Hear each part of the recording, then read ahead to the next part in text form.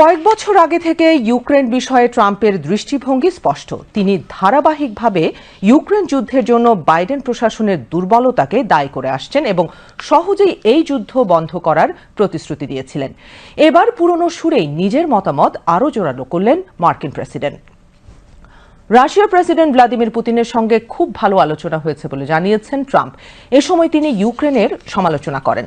Ukraine যুদ্ধ নিয়ে Donald ট্রাম্পের দৃষ্টিভঙ্গি এবং রাশিয়ার বিরুদ্ধে কিয়েভের লড়াইয়ে যুক্তরাষ্ট্রের সমর্থন নিয়ে যদি কারো কোনো ধরনের সন্দেহ থাকে, তবে এবার তা দূর হলো ট্রাম্পের সাম্প্রতিক মন্তব্যে।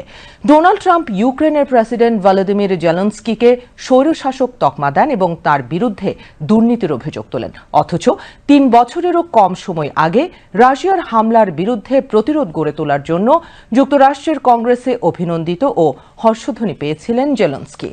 যুক্তরাজ্যে নিয়োজিত রাশিয়ার রাষ্ট্রদূত আন্দ্রেই খেলিন ইউক্রেন যুদ্ধ নিয়ে ট্রাম্প প্রশাসন যে পদ্ধতিতে এগোচ্ছে সেটার প্রশংসা করেছেন।